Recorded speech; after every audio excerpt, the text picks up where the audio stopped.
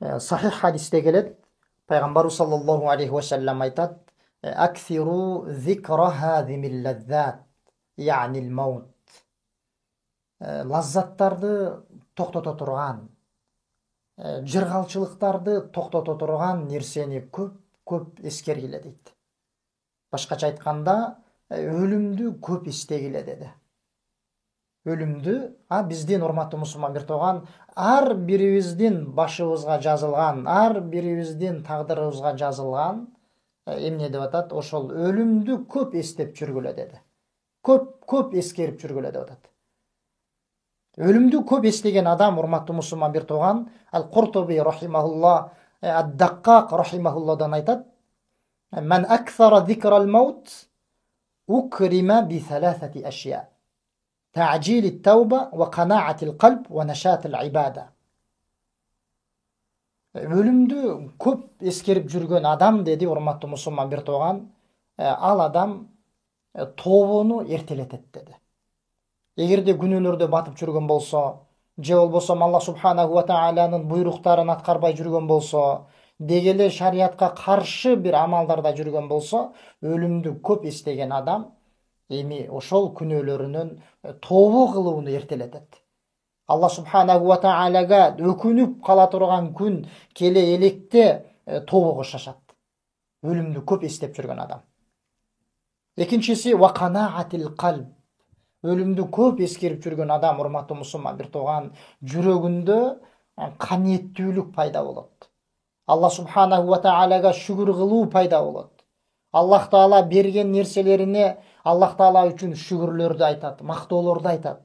Канча эмне нерсе бербесин, канча нерсе бербесин. Анткени өлүмдү эскерип турган адам, урматтуу мусулман биртоган, ал адам бул дүйнөдө канча байлыкка жетпесин, канча мал мүлктү, байлыкты жыйнабасын, эртең өлүм келген учурда ал бүт байлыгын бул дүйнөдө калтырып кетет экендигин билет. Эми ал адамда канчалык байлык болсо дагы эмне кылат? Канча эмне нерсе бербесин, Аллах Таала шүгүр кылат, каниет кылат. Демек, ошон үчүн бул жерде бул имам айтып атат, өлүмдү көп эскерип жүргөн адам эмне деп атат? Тобуну эртелетет, жана жүрөгүндө каниеттүүлүк пайда болот деп атат. Үчүнчүсү ванашатыл ибада.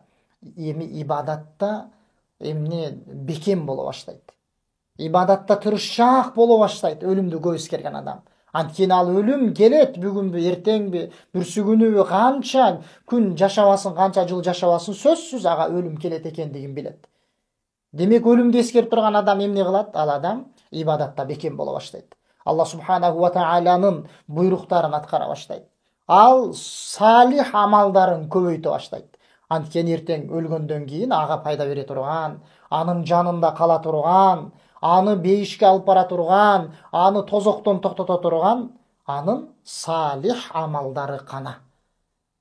Ошон үчүн ал адам өлүмдү көп эстеген учурда мына ушундай ибадатта бекем бир абалдарга жетишет, урматтуу мусулман биртоган. Ошон үчүн пайгамбар саллаллаху алейхи ва саллям бул хадисинде бизге эмне деп атат? Акфиру зикра хазимил лаззат.